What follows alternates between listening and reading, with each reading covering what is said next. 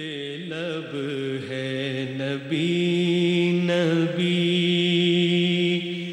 मेरा दिल मकाम हबीब है। अऊज़ु बिल्लाहि मिनश्शैतानिर्रजीम, बिस्मिल्लाहिर्रहमानिर्रहीम। ख़वातीन हज़रात, अस्सलामु अलैकुम व रहमतुल्लाहि व बरकातुहू। मग़फ़िरतुहू प्रोग्राम अहकाम शरीअत और फ़िक़्ह हनफ़ी की रोशनी में आपके शरई मसाइल के हल के साथ एक दफ़ा फिर खिदमत में हाज़िरी का शरफ़ हासिल है। पिछले प्रोग्राम का एक क्वेश्चन रहता है, आपको मालूम है कि हम किसी एक फ़िक़ही मौज़ू का इंतख़ाब करते हैं, उससे मुताल्लिक़ा शरई मसाइल बयान करते हैं जो यकीनन एक निशस्त में तो नहीं हो पाते, लेकिन कई प्रोग्राम्स में वो चलते रहते हैं, तो आखिर 4, 5, 6 प्रोग्राम्स में इख्तिताम हो जाता है। लेकिन भी पिछले कई प्रोग्राम से चूँकि सवालात की कसरत थी और काफ़ी सवालात जवाब जमा हो जाते थे, तो इसलिए हमने बेहतर महसूस किया कि ज़्यादा से ज़्यादा क्वेश्चंस लेकर उनके आंसर्स दिए जाएं और इसके बाद इंशाअल्लाह हम अपने उसी मौज़ूआती सिलसिले को फिर ज़रूर जारी सारी करेंगे। तो कुछ एक दो प्रोग्राम हम मज़ीद इसी रविश पर चलना चाहेंगे कि आप ज़्यादा से ज़्यादा कॉल करें, ज़्यादा से ज़्यादा क्वेश्चंस करें और हम उनके जवाबात शामिल प्रोग्राम करें। पिछले प्रोग्राम में एक क्वेश्चन ये किया गया था कि एक मस्जिद थोड़ी पुरानी हो गई है लेकिन काबिल इस्तेमाल है, यानी फ़र्श वगैरह ठीक है, दीवारें ठीक हैं, छत वगैरह सही हैं, लेकिन कुछ पुरानी ज़रूर है। तो अब वहाँ की कमेटी चाहती है कि इसको तोड़कर नई मस्जिद बनाई जाए। तो क्या ये पुरानी जो काबिल इस्तेमाल है इसको तोड़ना ये माल का ज़िया तो नहीं कहलाएगा? क्योंकि लाजिम सी बात है कि टूटा हुआ मटेरियल दोबारा यूज़ तो होता नहीं, वो फेंकना ही पड़ेगा। तो क्या इस तरह तोड़ना सही है? देखिए, मसला ये है कि जब तक वो इस काबिल है कि उसमें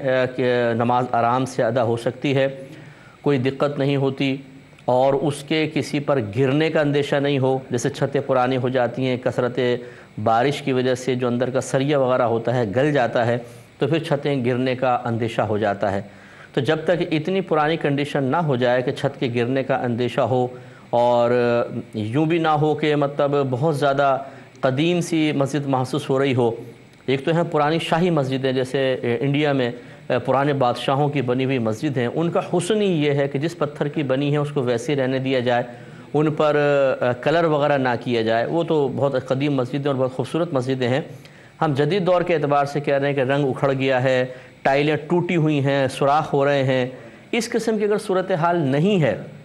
अभी टाइलें भी नहीं हैं, रंग भी सही है, तो उसको कायम रखा जाए जब तक कि ये कंडीशन ना आ जाए। वजह इसकी ये है कि जो पहले लोगों ने पैसा दिया था अपने लिए सवाब जारिया की गरज से दिया था, अभी मस्जिद काबिल इस्तेमाल है, आप तोड़ देंगे तो गोया कि उनके सवाब का सिलसिला बज़ाहिर रुक जाएगा। वैसे तो अल्लाह ताला जिसको चाहे क़यामत तक सवाब अता फ़रमाए और फिर नए लोगों का पैसा लगेगा उनका सवाब। तो इसलिए बेहतर ये है कि इस कंडीशन में जो बहुत ही लागिर हालत होती है उस तक पहुँचने से पहले पहले मस्जिद को उसी तरह इस्तेमाल किया जाए। एक बहन ने पहले क्वेश्चन किया है कि अगर किसी की पिछले दिन की असर की नमाज़ क़ज़ा हो गई तो अगले दिन क्या मकरूह वक्त में वो नमाज अदा कर सकते हैं? मकरूह वक्त से मुराद असर का मकरूह वक्त उन्होंने कहा जो सूरज मुकम्मल डूबने से 20 मिनट पहले तक होता है। ये यूँ समझ लें असर के लास्ट 20 मिनट्स जो हैं वो गुरूब आफ्ताब कहलाते हैं। और उसमें ये पूछा गया है कि पिछले दिन की क़ज़ा असर की जो थी वो इसमें पढ़ सकते हैं कि नहीं। तो देखिए, मसला ये होता है कि ये 3 औक़ात ऐसे हैं कि नबी करीम सल्लल्लाहु अलैहि वसल्लम ने उनमें हर किस्म की नमाज को पढ़ना मना फरमाया, चाहे वो फ़र्ज़ हो, वाजिब हो, सुन्नत हो, नफ़ल हो, अदा हो, क़ज़ा हो। एक तुलूए आफ्ताब, तुलूए आफ्ताब का तस्वुर ये है कि जब सूरज की पहली किरण निकले सुबह के टाइम में, उससे लेकर अगले 20 मिनट ये तुलूए आफ्ताब है। दूसरा गुरूब आफ्ताब, यानी असर के लास्ट 20 मिनट्स, लास्ट 20 मिनट जो हैं वो गुरूब आफ्ताब कहलाते हैं। ये 2 वक्त। और तीसरा होता है ज़वाल का वक्त, जो हर एक नहीं पहचान सकता। इसके लिए आप जो नमाज़ों के औक़ात के कैलेंडर्स वगैरह आते हैं वो अपने पास रख लें, कोई अच्छे मुस्तनद कैलेंडर रख लें और उसमें आप देखिएगा तीसरे खाने में लिखा होगा वक्त ज़वाल या दहवाए कुबरा। ये समझ लें ज़वाल का वक्त शुरू हो रहा है, इसमें शुरू का वक्त लिखा होता है और अगले खाने में लिखा होता है वक्त ज़ुहर। ये गोया कि ज़वाल के वक्त की इंतहा है, यहाँ पे आके ख़त्म होता है और ज़ुहर का वक्त शुरू होता है। کیونکہ جب زوال کا وقت ختم ہوتا ہے تو ظہر کا وقت شروع ہو جاتا ہے۔ اور یہ یاد رکھیں، بعض لوگ سمجھتے ہیں کہ جی 12 بجے زوال کا وقت ہوتا ہے، ہمیشہ 12 بجے نہیں ہوتا، بعض اوقات 11:34 11:35 پر بھی ہوگا۔ اور یہ بھی نہیں کہ 1 گھنٹے رہتا ہے 20 منٹ رہتا ہے، مخصوص نہیں ہے، کبھی یہ 35 منٹ، کبھی 40 منٹ، کبھی 25 منٹ، اس طرح اوپر نیچے ہوتا رہتا ہے۔ تو یہ آپ زوال کا وقت یہاں کیلنڈر سے ضرور دیکھیں گے، اور بلکہ آپ رکھ ہی لیں کہ نمازوں کے اوقات کیلنڈر، اس میں طلوع آفتاب بھی ہوتا ہے، غروب آفتاب بھی لکھا ہوتا ہے، اور زوال کے وقت بھی لکھا ہوتا ہے۔ ہاں یہ ضرور ہے کہ جہاں پہ طلوع آفتاب لکھا ہو وہ ٹائم سے اگلے 20 منٹ تک وہ ہے پورا طلوع آفتاب۔ جو غروب آفتاب کا وقت لکھا ہوا ہے اس سے 20 منٹ پہلے لے لیجئے گا، وہ لاسٹ 20 منٹس بنیں گے، اور بیچ میں زوال کا وقت۔ ان 3 اوقات میں جسے بتایا کہ ہر قسم کی نماز منع ہے، تو جس کا جواب بھی ہو گیا کہ اگر آپ نے سابقہ دن کی عصر کی قضا آج کے دن پڑھنی ہے تو اس مکروہ وقت میں نہیں پڑھ سکتے ہیں، شریعت نے منع کیا ہے۔ ہاں اگر آج کے دن کی عصر ہے، مثال کے طور پر مہمان گھر میں آ گئے تو عصر میں دیر ہو گئی اور لاسٹ 20 منٹ شروع ہو گئے ہیں، تو آج کی عصر اس میں آپ پڑھ لیں گے، وہ اجازت ہوگی، لیکن پچھلے دن کی قضا وغیرہ اس میں ادا نہیں کر سکتے، نہ کوئی اور نماز مثلا واجب یا نفل یا سنت نہیں پڑھ سکیں گے۔ آج کے دن کی عصر اس وقت میں بھی پڑھی جائے گی، یہ فرق ذہن میں رہے۔ ایک انہوں نے کہا کہ کیا عورت اپنی عزت کے تحفظ کے لیے خودکشی کر سکتی ہے؟ تو دیکھیں، ایک جان کا جانا یہ بھی بہت بڑا ضرر ہے، اور عزت کا جانا یہ بھی بہت بڑا ضرر ہے، لیکن قاعدہ قانون یہ ہوتا ہے کہ جب 2 ضرر جمع ہو جائیں تو بڑے ضرر کے بجائے چھوٹے ضرر کو اختیار کیا جائے۔ اب خودکشی کرنا بہت بڑا گناہ ہے، بہت ہی بڑا گناہ ہے، اور اس لیے سمجھ لیں کہ کسی کے قتل کے بعد، قتل ناحق کے بعد اپنے آپ کو مارنا یہ سب سے بڑا گناہ ہوتا ہے۔ یہ یوں کہہ لیں کہ شرک اور کفر کے بعد پھر کسی کو قتل کرنا اور اس کے بعد پھر اپنے آپ کو قتل کرنا یہ بڑے گناہوں میں شمار ہوتا ہے، لہٰذا اس میں بہت زیادہ ضرر ہے۔ اور یقینی سی بات ہے کہ عورت کی عزت بھی بہت امپورٹنٹ چیز ہے، لیکن اپنے آپ کو ہلاک کرنے کے مقابلے میں اس میں کم ضرر ہے، لہذا شریعت اس بات کی اجازت نہیں دے گی کہ وہ اپنے عزت کے تحفظ کے لیے بڑے ضرر کو اختیار کرے۔ اگر وہ ایسا کرے گی تو گناہگار ہوگی۔ وہ جس طرح ہو سکے اپنی عزت بچائے۔ ہاں اس عزت بچانے میں اگر وہ بالفرض سامنے والے کو قتل کر دیتی ہے تو یہ قتل کرنے پر گناہگار نہیں ہوگی، کیونکہ یہ اپنی عزت بچا رہی ہے، جان اور مال، عزت آبرو کے لیے اگر اس طریقے سے معاملہ ہو جاتا ہے اس کی حفاظت کی غرض سے، تو اس میں شریعت نرمی رکھتی ہے، لیکن بہرحال یہ نہیں ہوگا کہ خودکشی کی اجازت دی جائے۔ ایک انہوں نے کہا کہ ایک والد صاحب تھے، انہوں نے اپنے بیٹے کو ایک پرائز بانڈ دیا، جیسے پیسے بھی دیتے ہیں خرچے کے لیے، تو پرائز بانڈ اس میں تھا کہ اس کو بھی خرچ کرنا اور گھر کا خرچہ چلا لینا۔ اس لڑکے نے وہ پرائز بانڈ رکھ لیا اور اس کی جگہ اپنے پاس سے پیسے ایڈ کر کے وہ گھر میں خرچ کر دیے۔ اب والد صاحب کا انتقال ہوا ہے، تو کیا وہ پرائز بانڈ مال وراثت میں داخل ہوگا یا نہیں ہوگا؟ دیکھیں، اگر بیٹے نے اس کا متبادل خرچ کر دیا تھا تو گویا کہ اصل تو تھی رقم، خاص وہ پرائز بانڈ ہی کوئی مقصود نہیں تھا کہ والد صاحب نے مقید کیا تھا کہ پرائز بانڈ کی شکل میں ہی بیچنا اور پھر خرچہ چلانا، بلکہ اصل تو جتنے کا پرائز بانڈ تھا اتنی رقم گویا کہ بیٹے کے حوالے کی تھی کہ اس سے گھر کا خرچہ چلاؤ، اور وہ لڑکے نے ادا کر دی۔ تو اس لیے اس میں کوئی مسئلہ نہیں ہے کہ یہ پرائز بانڈ اس لڑکے کا ہی شمار ہو۔ اگر بالفرض والد کے انتقال کے بعد اس پر انعام نکلے گا تو پرائز بانڈ بھی اس بیٹے کا ہے اور انعام بھی خالصتاً اسی لڑکے کا کہلائے گا۔ یہ کہتی ہیں کیا دنیاوی جو اساتذہ کرام ہوتے ہیں ان کا ادب بھی اسی طرح ہوگا جیسے ایک دینی استاد کا ادب ہوتا ہے؟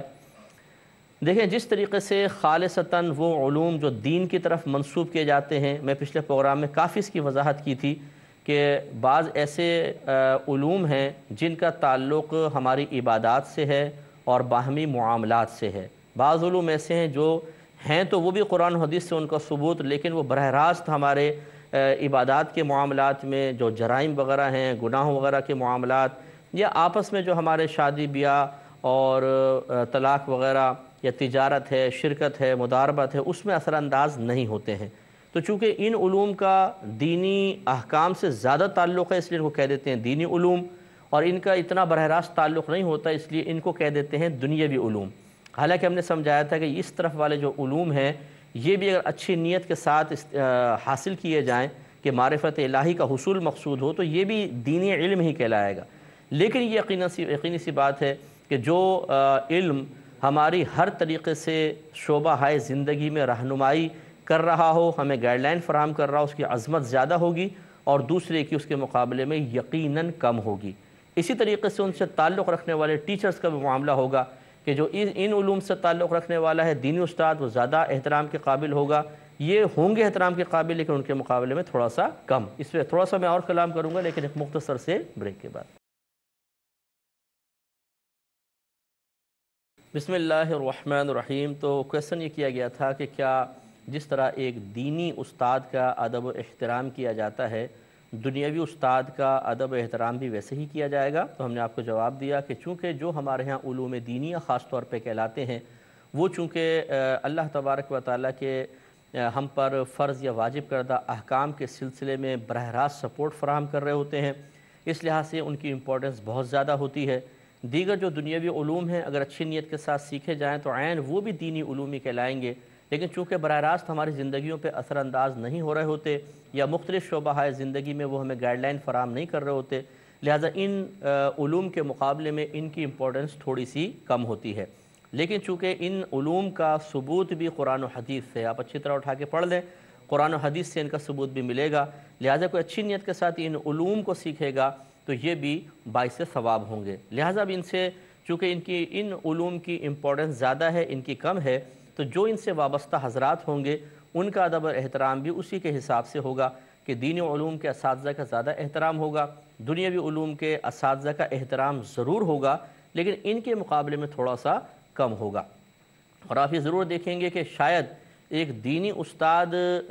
دنیاوی استاد کی اتنی تعظیم نہیں کر رہا ہوگا جتنا ایک دنیاوی استاد دینی استاد کی تعظیم کرے گا، علماء کی، مفتیان کرام کی۔ یہ ایک فطری تقاضا ہے کہ جو دنیاوی علوم سے وابستہ حضرات ہوتے ہیں وہ بھی اس کی چونکہ امپورٹنس کو سمجھتے ہیں، وہ خود ایسے علماء کو اور مفتیان کرام کو عزت دیتے ہیں، اگرچہ ان کی عزت بھی کسی لحاظ سے کم نہیں ہوتی ہے۔ خلاصہ کلام یہ ہے کہ آپ کو دنیاوی استاد کا بھی ادب اور احترام ضرور کرنا چاہیے، لیکن جب بات مقابلے کی آ جائے گی اور ایک دوسرے کے متوازن کھڑے ہوں گے تو یقینی سی بات ہے کہ دینی علوم سے تعلق رکھنے والے استاد کا مقام و مرتبہ اس کے مقابلے میں زیادہ ہوگا۔ ایک یہ کویسچن کیا گیا تھا کہ کیا کسی آستانے سے وابستگی یا کسی پیر صاحب کی بیعت کرنا روحانی ترقی کے لیے ضروری ہوتا ہے؟ دیکھیے، اور اس کے اندر ایک اور کویسچن یہ بھی پیچھے بچے نے کیا ہے کہ پیری مریدی کب سے سٹارٹ ہوئی اور کیا اگر ہم کسی عالم دین کو اپنا رہنما مقرر کر لیں تو کیا پھر بھی کسی سے باقاعدہ بیعت ہونا ضروری ہوتا ہے؟ دونوں کے میں جواب شامل کر لیتا ہوں کہ یاد رکھیں کہ یہ پیری اور مریدی کے جو اصول ہیں یا اس کے بارے میں جتنے احکام ہیں وہ نبی کریم صلی اللہ علیہ وسلم اور صحابہ کرام کو بنیاد بنا کر حاصل کیے گئے ہیں کہ رحمت کونین صلی اللہ علیہ وسلم جب کسی کو اسلام میں داخل کرتے تھے تو اس سے باقاعدہ بیعت لیتے تھے، کبھی ہاتھ میں ہاتھ لے لیتے تھے سرکار، کبھی اپنی چادر مبارکہ پکڑوا لیتے تھے اور کچھ الفاظ آپ کہتے اور وہ اس کو دہراتے تھے، گویا کہ نبی کریم صلی اللہ علیہ وسلم انہیں اسلام میں داخل کرنے سے پہلے چند چیزوں کا ان سے وعدہ لیا کرتے تھے، وہ وعدہ کرتے تھے تو اسلام میں داخل ہو جاتے تھے، اس کے اور کلمہ وغیرہ پڑھ کے اس سے داخل ہو گئے، اس کے بعد وہ نبی کریم صلی اللہ علیہ وسلم کی اطاعت اور فرما برداری میں زندگی گزارتے اور سرکار ان کی روحانی تربیت فرمایا کرتے تھے۔ تو یہ تو تھی سرکار نے جو بیعت فرمائی، یہ بیعت اسلام تھی۔ اس کے بعد جو آگے سلسلہ چلتا رہا وہ بیعت ارادت ہوتی ہے۔ اس کا مطلب یہ ہوتا ہے کہ ہم کسی سے اسی طریقے سے اپنا روحانی تعلق قائم کرتے ہیں اور انہیں اپنا ایک مربی اور رہنما گویا کہ مقرر کر لیتے ہیں کہ ہم آپ کے ہاتھ میں ہاتھ دیتے ہیں، گویا کہ آپ کی اطاعت، آپ کے پیچھے چلنے کا قصد و ارادہ کرتے ہیں اور آپ اس کے بدلے میں ہماری روحانی تربیت فرمائیے، اور اللہ تعالیٰ کی راہ میں جتنی رکاوٹیں آتی ہیں کہ ہم ان رکاوٹوں کی وجہ سے بارگاہ الہی میں درجہ قرب حاصل نہیں کر پاتے، ان رکاوٹوں کو عبور کرنے کے سلسلے میں اور دور کرنے کے سلسلے میں آپ ہماری رہنمائی فرمائیں۔ تو اور پھر وہ ہم سے اس کے بدلے میں کچھ وعدے لیتے ہیں کہ آپ کو ایسا کرنا ہوگا، ایسا نہیں کرنا ہوگا، انسان وعدہ کر لیتا ہے اور انہیں اپنا روحانی ایک سمجھ لیجئے کہ مربی یا قائد یا لیڈر مقرر کر لیتا ہے، اس کو پھر پیر کہہ دیا جاتا ہے اور یہ مرید کہلاتے ہیں۔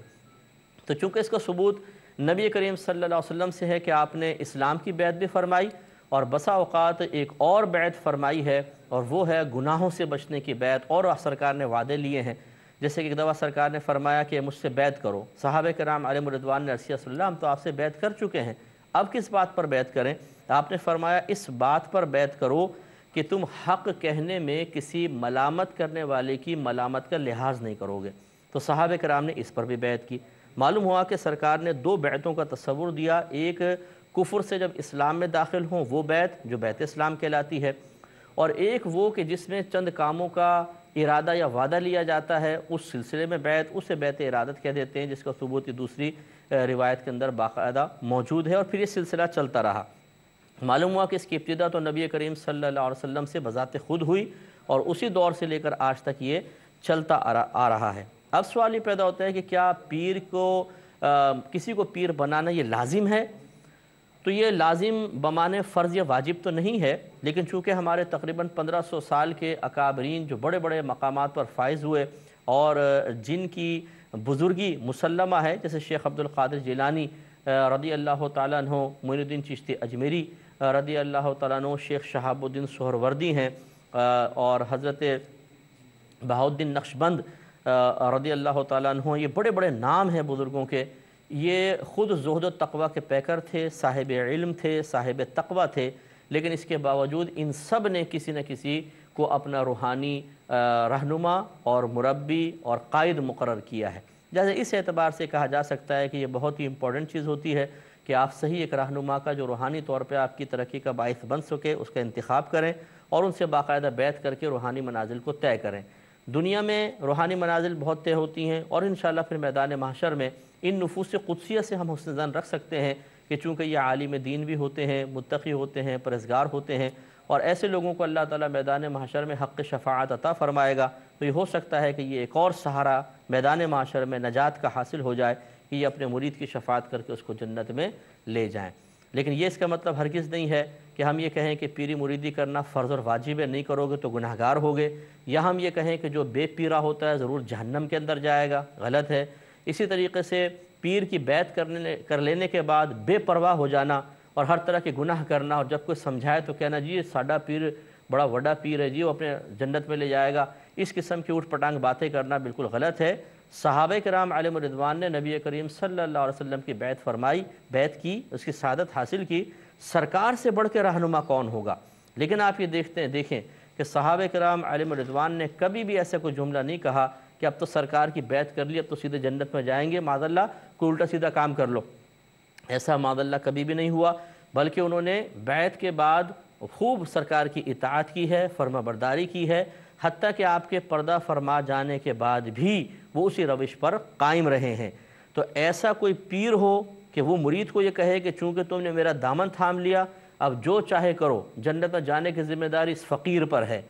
یہ ڈبہ پیر ہے، جعلی ہے۔ اور اسی طریقے سے کوئی مرید اگر اپنے پیر پر نازاں ہو کر اپنے آپ کو گناہوں کے راستے پہ لگا دے اور دعویٰ یہ کرے کہ جی میرا پیر انشاءاللہ بخشوا کے لے جائے گا، یہ بھی سخت گرفت کا باعث بنے گا، یہ غلط ہے۔ لہٰذا اگر کوئی چاہے تو اچھا ہے، کوئی اچھے پیر طریقت دیکھیں۔ ضمناً میں عرض کر دیتا ہوں کہ 4 صفات ایک پیر کے اندر ضرور ہونی چاہیے۔ نمبر 1، وہ صحیح العقیدہ ہوں، یعنی ان کا کوئی عقیدہ اسلامی بنیادی عقائد سے ٹکراتا ہوا نہ ہو، متصادم نہ ہو۔ نمبر 2، وہ عالم دین ہوں، اور مفتی ہوں تو نور علی نور ہے کہ روحانی ترقی بھی ہوگی اور دنیاوی لحاظ سے معاملات میں بھی انشاءاللہ وہ گائیڈ لائن دیں گے۔ ہم نے بہت سے پیروں کو دیکھا ہے زہد و تقوی کے پیکر ہوتے ہیں لیکن اتنے صاحب علم نہیں ہوتے، اور وہ اپنے مریدین کو شرعی مسائل بھی نہیں بتاتے، تو مرید آ کے روحانی ترقی کا خواہاں تو ہوتا ہے، لیکن جب یہاں سے نکلتا ہے تو بزنس جا کے حرام کر رہا ہوتا ہے، ناجائز ٹرمز اینڈ کنڈیشنز سے بزنس کر رہا ہوتا ہے، اور اس طرح حرام کھا رہا ہوتا ہے۔ اب کتنی بھی پیر صاحب اس پہ اپنے روحانی تجلیاں برسائیں، لیکن جو حرام کھا رہا ہے اس کی روحانی ترقی کبھی بھی نہیں ہو سکے گی۔ اس لیے ایسا اگر پیر بنایا جائے کہ جو روحانی ترقی کے ساتھ ساتھ دنیاوی لحاظ سے علوم دینیہ کی روشنی میں مکمل رہنمائی فراہم کرے تو نور علی نور ہے، تو عالم اور مفتی ہوں تو بہت ہی اچھی بات ہے۔ تیسرا ہوتا ہے کہ اعلانیہ طور پہ وہ کوئی گناہ نہ کرتے ہوں، اعلانیہ طور پہ کوئی گناہ نہ کرتے ہوں۔ اس میں 2 چیزیں آ جائیں گی، گناہ نہ کرتے ہوں اور ظاہری طور پہ بعمل بھی ہوں، کیونکہ جو ظاہری طور پہ بے عمل ہے وہ یقینی سے گناہ گار بھی ہے۔ تو اس میں دونوں چیزیں کہ ظاہری اعتبار سے بعمل اور اعلانیہ کوئی گناہ نہ کرتے ہوں۔ اعلانیہ کا مطلب سب کے سامنے، اگر وہ کہیں پیٹھ پیچھے کسی گھر میں چھپ کر اپنے علیحدہ کوئی گناہ کر رہا ہے بالفرض تو ہمیں کوئی جستجو کی مطلب اجازت نہیں ہے، بلکہ یہ حرام ہے کہ کسی کی جستجو کی جائے کہ ذرا ان کے پرائیویٹ معاملات دیکھیں کوئی گڑبڑ تو نہیں ہے، وہاں سے مطمئن ہو جائیں گے تب بیعت کریں گے، غلط۔ ظاہر دیکھیں، واچ کریں آپ 10 روز 15 روز 20 روز، اگر تمام معمولات بہت اچھے ہیں، کوئی اس میں اعلانیہ طور پہ خطا نہیں ہے تو صحیح ہے۔ اعلانیہ خطا میں جیسے مثال کے طور پر عورتوں کو بلا پردہ، بغیر پردے کے اپنے سامنے بٹھانا، یا عورتوں کے ہاتھ میں ہاتھ لے کر بیعت کرنا، یا عورتوں کا پیر صاحب کا بدن دبانا، یہ سب حرام ہے۔ مریدنی اور پیر کا بالکل ویسا پردہ ہوتا ہے جس سے ایک اجنبی مرد اور عورت کا ہوتا ہے۔ اسی طرح اگر پیر صاحب گالیاں بک رہے ہیں گندی گندی سب کے سامنے اعلانیہ طور پر، تصاویر بڑی بڑی لگا رکھی ہیں، اور اسی طریقے سے چرس پیتا ہے کوئی پیر، یا نماز نہیں پڑھتا ہے اور کہتا یہ ہے مریدین کو کہ ہم روحانی نماز پڑھتے ہیں، ہم تمہارے سامنے بیٹھے ہوتے ہیں لیکن آنکھیں بند کرتے ہیں تو ہم مکے میں پہنچ کے نماز ادا کرتے ہیں، یہ تمام چیزیں جو ہیں یہ غلط ہیں۔ اس طرح کا پیر یقیناً قابل بیعت نہیں ہے۔ کوئی ناراض بھی نہ ہو، بہت سے لوگ اس طرح کے کچھ پیر حضرات سے وابستہ ہوتے ہیں، جب ہم ایسی تو کوئی بات کہتے ہیں تو وہ ہم پہ ناراض ہونے لگ جاتے ہیں، غصہ ہوتے ہیں، کبھی اظہار بھی کر دیتے ہیں، کبھی ہمارے سامنے نہیں کرتے، دوسروں کے سامنے کرتے ہیں۔ تو میرے پیارے بھائی، کوئی ہمارا دوست نہیں ہے، کوئی ہمارا دشمن نہیں ہے، ہم ایک بات اگر کہہ رہے ہیں تو شریعت کے دائرے میں رہ کر کر رہے ہیں۔ ہاں، اگر ہم شرعی لحاظ سے غلط بات کر رہے ہیں تو آپ اپنے اندر اتنی اخلاقی جرأت پیدا کریں کہ آپ ہمارے پاس آئیے اور ہمیں سمجھائیے کہ جی آپ نے جو بات کہی یہ غلط ہے، اس کا ثبوت یہ رہا قرآن و حدیث سے۔ لیکن اگر آپ قرآن و حدیث سے ثبوت لانے میں ناکام ہیں اور پھر آپ یہ سمجھیں کہ جو قرآن و حدیث کی بات کر رہا ہے وہ خاموش ہو جائے، اور ہم اپنے نفسانی تقاضوں کے تحت جو رسومات رائج کریں وہ رائج ہو جائیں اور ان کو غلط بھی نہ کہا جائے، تو آئی ایم ویری سوری کہ ایسا نہیں ہو سکتا ہے۔ اللہ تعالیٰ ہر دور میں بے شمار ایسے لوگ پیدا کرتا رہے گا جو جرأت مندی کے ساتھ باطل کے خلاف بات کرتے رہیں گے، چاہے ان کو قتل کر دیا جائے، چاہے ان کو مارا پیٹا جائے، چاہے ان کی غیبت چغلی کی جائے، چاہے ان کو برا کہا جائے، ان کی زبان کسی طریقے سے بند نہیں ہو سکے گی، کیونکہ اللہ نے ذمہ داری ان کو یہ دی ہوتی ہے کہ وہ حق کو حق کہیں اور ناحق کو ناحق کہیں۔ تو اس قسم کے پیر کی بیعت نہیں۔ چوتھا یہ کہ ان کا جو شجرہ شریف ہے وہ متصل ہو۔ اس میں تھوڑا سا کلام شجرے کے بارے میں عرض کر دوں گا، لیکن ایک مختصر سے بریک کے بعد۔ بسم اللہ الرحمن الرحیم۔ تو آپ کی خدمت میں عرض کر رہے تھے کہ کامل پیر کی 4 شرائط ہوتی ہیں،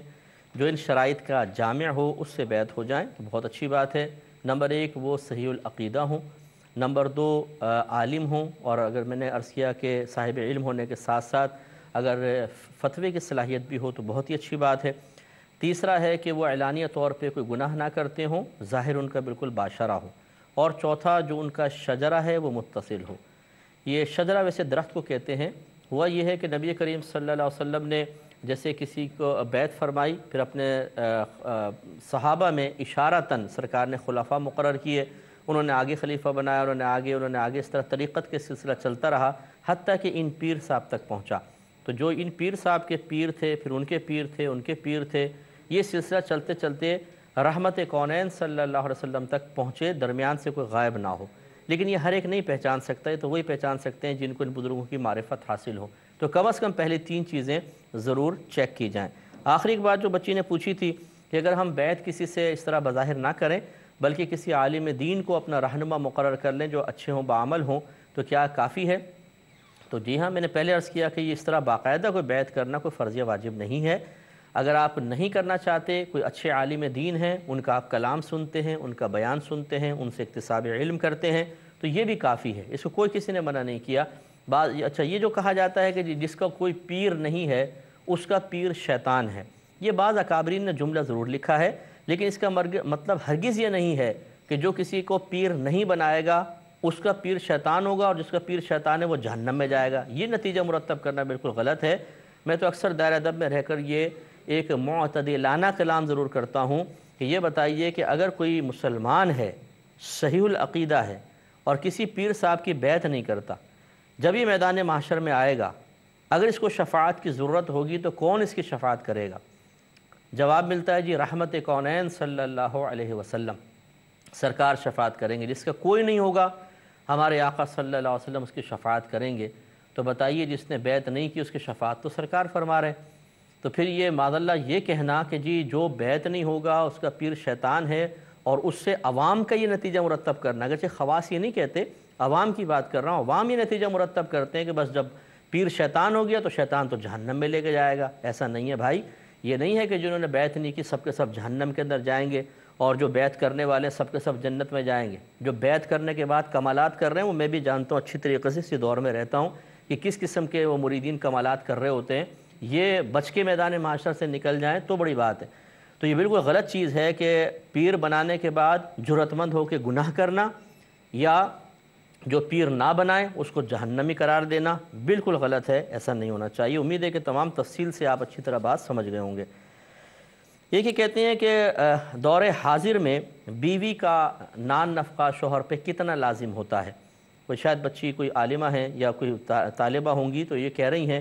کہ جیسے کہ فقہ کی کتابوں میں لکھا ہے کہ بیوی کو 6 مہینے میں ایک جوڑا بنا کر دینا شوہر پر لازم ہوتا ہے۔ کیا آج کل بھی ایسی صورتحال ہوگی؟ دیکھیں، مسئلہ یہ ہے کہ نفقے کا دار و مدار حقیقتاً عرف پر ہوتا ہے۔ شریعت نے باقاعدہ، یعنی قرآن حدیث نے باقاعدہ کوئی مقدار مقرر نہیں کر دی ہے، بلکہ اس کو معروف چھوڑ دیا ہے کہ عرف پر جیسا عرف ہے نان نفقے کا ویسا دے۔ تو اس سے پھر نتیجے نکال کے فقہاء نے ضرور اس قسم کی مقداریں مقرر کی ہیں، لیکن خلاصہ کلام اس کا یہی ہے کہ آپ یہ دیکھیں کہ اگر ایک عورت کی ایک مرد کے ساتھ شادی ہوتی ہے تو جیسا ان کا مطلب لائف اسٹائل ہے یا ان کا اسٹینڈرڈ کہہ لیں، بعض ہائی اسٹینڈرڈ کے ہوتے ہیں، بعض مڈل کے ہوتے ہیں، بعض لو اسٹینڈرڈ کے ہوتے ہیں، تو جیسا خاندان میں شادی ہے اس قسم کے خاندان میں جو نان نفقہ، جو اخراجات عورتوں کو دیے جاتے ہیں اور موجودہ دور کے تقاضے کے مطابق اتنا شوہر پر لازم کیا جائے گا، جو بیجا بھی نہ ہو۔ دیکھیں، اصل تو میں یہ عرض کر دوں کہ نان نفقے کا اطلاق 3 چیزوں پر ہوتا ہے، یعنی 3 چیزوں کو نان نفقہ کہا جاتا ہے۔ نمبر 1 رہائش، نمبر 2 لباس، نمبر 3 کھانا پینا۔ یہ 3 چیزیں شوہر پہ واجب ہیں کہ اپنی بیوی کو دے۔ اب کیسا مکان دینا ہے، کیسا لباس دینا ہے، کیسا کھانا پینا دینا ہے، قرآن یا حدیث نے براہ راست کوئی مقدار، کوئی کوالٹی، کوئی معیار مقرر نہیں کیا ہے۔ یہ سب پھر عرف پر ہوگا۔ تو جیسے ایک عام آدمی اپنی زوجہ کو رہائش دیتا ہے ویسے اس کو رہائش دینی چاہیے، جیسے ایک عام آدمی اپنی زوجہ کو کپڑے وغیرہ دیتا ہے اتنے کپڑے، اور اسی طریقے سے کھانا پینا جیسا ایک اوسط درجے کا یا اعلیٰ درجے کا کھایا جاتا ہے، جیسا ان کا اسٹینڈرڈ ہو ویسا اس کو کھانا وغیرہ دینا ضروری ہوگا۔ اس میں لمبی تفصیل ہے بہت بڑی، نان نفقے کا میں نے پورا بیان کیا تھا، لیکن یہ اس کا خلاصہ ہے کہ عرف پر یہ محمول ہوگا۔ لہٰذا بہتر یہ ہے کہ جو بھی نان نفقے کے بارے میں معلوم کرے، اپنا تمام معاملات ذکر کر کے کہ میں اتنا کماتا ہوں، اس طرح خاندان سے تعلق ہے، اس طرح ہمارے خاندان میں اکثر ہوتا ہے اور یہ ہمارا علاقہ ہے، پھر کسی سے فتویٰ لے لیں تاکہ وہ مفتی صاحب اچھی طرح ان کے تمام چیزوں کا جائزہ لے کے ان کو بتا سکیں کہ کم از کم یہ مقدار تو آپ کو دینی ہوگی۔ یہ اس لیے بھی فائدہ مند ہے کہ بعض اوقات عورت کہتی ہے کہ جی مجھے تو بہت سارے جوڑے بنا کر دو، کیوں؟ یہ ابھی سالگرہ آ رہی ہے، اس میں بھی جوڑا بنا کر دو، پھر فلاں کی شادی آ رہی ہے اس میں بناؤ، پھر فلاں کی جو ہے وہ کوئی باہر سے آ رہا ہے اس میں بھی ایک نیا جوڑا چاہیے، اور وہ کہتی ہے نان نفقے میں تو جوڑا بھی شامل ہے، جوڑے بناتے جاؤ، اور شوہر بیچارہ اس کو جوڑے پہناتا جا رہا ہے، اپنے جوڑے اترتے جا رہے ہیں اس کے، کہ وہ پرانے ہو کے بیچارہ وہ کیا کرے، وہ کیسے اپنا بنائے۔ تو یہ غلط طریقہ کار ہوتا ہے کہ جب شرعی لحاظ سے نان نفقے کی مکمل معرفت حاصل نہیں ہوتی تو عورت بہت سی چیزوں کو اپنا حق تصور کر کے شوہر سے مطالبہ کر رہی ہوتی ہے اور وہ دینے پر مجبور ہوتا ہے، نہیں دے تو گھر میں لڑائی جھگڑا ہو جاتا ہے۔ اس پہ تھوڑی سی توجہ ضرور کی جائے۔ ایک ہی کہتے ہیں ایک شوہر ہے وہ بیوی کو بہت مارتا ہے، پیٹتا ہے اور نان نفقہ بالکل بھی نہیں دیتا۔ اب وہ عورت ناراض ہو کے میکے چلی گئی ہے تو اب شوہر اس کو بلا رہا ہے کہ گھر پر آ جاؤ۔ عورت پوچھتی ہے کہ کیا نان نفقہ دو گے؟ تو کہتا ہے کہ نان نفقہ تو میں نہیں دوں گا۔ تو لوگ اس عورت کو یہ مشورہ دے رہے ہیں کہ اس شوہر سے طلاق ہی لے لو کیونکہ نان نفقہ وغیرہ تو دے نہیں رہا۔ تو کیا اس کو بنیاد بنا کر عورت کا میکے میں ٹھہرے رہنا، شوہر کی بات مان کے نہ جانا اور طلاق کا مطالبہ کرنا شرعی لحاظ سے عورت کے لیے جائز ہے یا نہیں ہے؟ اس کا اجمالی جواب تو یہ ہے کہ بالکل عورت کا یہ فعل جائز ہے، اس لیے کہ عورت کا حق ہے کہ شوہر اس کو نان نفقہ دے۔ اگر وہ نہیں دیتا تو عورت اپنے آپ کو بالکل روک سکتی ہے اور اس روکنے کی وجہ سے وہ نافرمان یا گناہگار نہیں کہلائے گی۔ نان نفقے کی شرعی لحاظ سے اتنی امپورٹنس ہے کہ اگر ایک شخص یہ سمجھتا ہے کہ میں عورت کو نان نفقہ نہیں دے سکتا ہوں تو اس کے لیے شادی کرنا ہی گناہ ہے، یاد رکھیں گناہ ہے، مکروہ تحریمی ہے، حرام کے نزدیک ہے کہ یہ شادی کرے، کیونکہ ایک عورت اپنا سب کچھ اس کے سپرد کر رہی ہے، ایک مفت کی سمجھ لیں نوکرانی آپ کو مل رہی ہے۔ میں بہنیں برا نہ مانیں، میں ان کو نوکرانی نہیں کہہ رہا ہوں، لیکن آدمی سوچے کہ ایسی اگر عورت آپ اپنے گھر میں اتنے کام کاج کرنے والی ذرا رکھیں اپنے گھر میں اور 24 گھنٹے آپ کے گھر میں کام کرے، کتنے پیسے لے گی؟ اور وہ فری میں آ کے مفت میں آ کر اپنا آپ پورا حوالہ کر دیتی ہے۔ ایک ماں باپ اپنی زندہ بچی کو آپ کے حوالے کر دیتے ہیں اور پھر اس کی ایسی قدر و قیمت کہ اس کو بھینس اور بکری کو بھی چارہ دے دیتا ہے آدمی، اس کو چارہ تک آپ دینے کے لیے تیار نہیں ہیں، تو پھر کیا فائدہ آپ کے شادی کرنے کا؟ اس سے بہتر ہے کہ بھائی آپ کسی مزار کے باہر بیٹھ جاؤ، وہاں پر لنگر بھی مل جائے گا اور اپنا خرچہ بھی اچھا چل جائے گا۔ شادی نہ کرو، پھر بہتر ہے کہ روزے وغیرہ رکھ کے گزارا کرو۔ شادی کا شوق ہے تو پھر دوسری کی بچی کا خیال بھی کریں آپ، یہ شریعت نے لازم کیا ہے، تو لڑکی کا یہ عمل بالکل درست ہے۔ دوسرا، مطالبہ طلاق، یہ ایک بالکل صحیح عذر ہے کہ اگر شوہر نان نفقہ نہیں دے رہا اور بچی اس کی وجہ سے شدید مشکلات کا شکار ہے، وہ کیسے اپنے کپڑے بنائے، کیسے وہ علاج معالجہ کرے اور کس طریقے سے وہ اپنے گھر بار کو چلائے؟ کیا بار بار اپنے ماں باپ سے مانگتی رہے؟ ماں باپ بھی کب تک دیں گے، بھائی بہن بھی کب تک دیں گے؟ پھر طنز ہوتے ہیں، تانے دیے جاتے ہیں بھابھیوں کی طرف سے، ایک مسلسل ذہنی اذیت ہے، ٹارچر ہے۔ لہٰذا اگر عورت اس کو بنیاد بنا کر طلاق کا مطالبہ کرے تو شرعی لحاظ سے بالکل درست ہے، اس میں کوئی حرج نہیں ہے۔ ہاں اگر ایسی بات نہ ہوتی تو پھر ضرور ہم منع کرتے، کیونکہ رحمت کونین صلی اللہ علیہ وسلم نے ارشاد فرمایا کہ جو عورت بغیر کسی وجہ سے، بغیر کسی عذر کے اپنے شوہر سے طلاق کا مطالبہ کرے تو یہ بروز قیامت جنت کی خوشبو بھی نہیں پا سکے گی۔ یعنی حرام ہے طلاق کا مطالبہ کرنا، گناہ کبیرہ ہے، اور اتنی سخت وعید ہے کہ وہ عورت جنت میں نہیں جا سکتی جو مطالبہ طلاق کرے،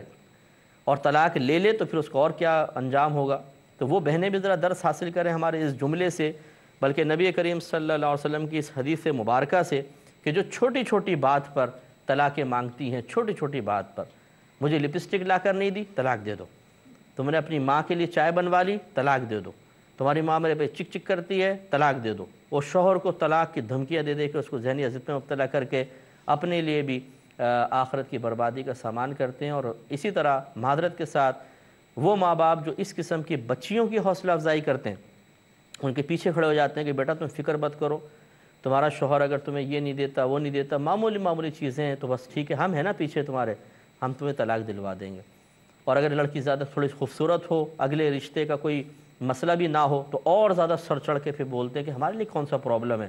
یہ جائے گا دوسرا کوئی رشتہ مل جائے گا۔ تو آسانی سے رشتہ مل جانے سے سابقہ شوہر کی دل آزاری کا گناہ تو معاف نہیں ہو جائے گا۔ یہ میدان محشر میں پتہ چلے گا کہ اپنی بچی کی جس راحت کا سامان کرنے کے لیے آپ نے دوسرے کے لیے اذیت کا سامان کیا ہے، وہ میدان محشر میں کس قدر مہنگا پڑا ہے، وہ پھر وہاں جا کے پتہ چلے گا۔ اس لیے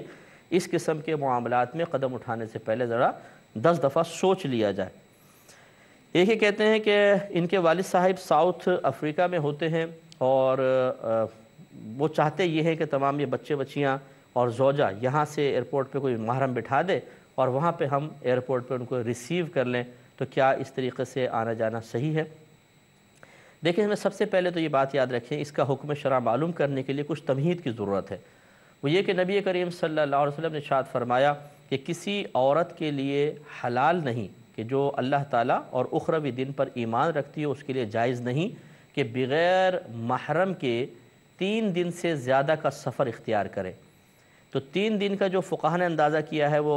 اندازے مختلف ہیں۔ یہ ہو سکتا ہے کہ جو میں مقدار آپ کو بتا رہا ہوں وہ کوئی اور بتائے تو اس سے مختلف ہو، کیونکہ یہ فقہاء کا اپنا اندازہ۔ سرکار نے 3 دن کا لفظ کہا تو فقہاء نے سوچا کہ 3 دن میں کتنا فاصلہ طے ہوگا، اس کو کلومیٹرز میں لا کر 92 کلومیٹرز کا اندازہ ہوتا ہے کہ 92 کلومیٹر اگر عورت بغیر محرم کے سفر کرے تو اس وعید کا شکار ہوگی۔ لیکن اس کی کوئی نہ کوئی علت ضرور ہوگی۔ نبی کریم صلی اللہ علیہ وسلم نے جو عورت کو اکیلے سفر کرنے سے منع فرمایا، ذرا سابقہ دور کو اپنے ذہن میں لے کر آئیں کہ جب جنگلوں میں سفر ہوتے تھے، اونٹوں پر، خچروں پر، گدھوں پر، پھر وہاں پہ واش رومز وغیرہ کہیں نہیں ہوتے تھے تو جنگلوں میں جا کے قضاء حاجت کے لیے جانا پڑتا تھا۔ اب اکیلی عورت ہے، یہ تمام معاملات اس کے سامنے ہیں کہ اجنبی لوگ ہیں اور جنگل ہے، اور پھر اس طرح اکیلے بہت سی جگہوں پہ جانا پڑے گا، تو اس لیے سرکار نے اس کو منع فرمایا۔ تو اب یہ کیا ان کے لیے کیا حکم ہوگا، یہ میں انشاءاللہ ضرور عرض کروں گا، لیکن ابھی ٹائم نہیں بچا کیونکہ جواب ذرا لمبا ہے، تو انشاءاللہ نیکسٹ پروگرام میں سب سے پہلے اسی مسئلے کو ملیں گے اور جواب کا آغاز کریں گے۔ ای میل ایڈریس ہمارا اسکرین پہ چل رہا ہوگا،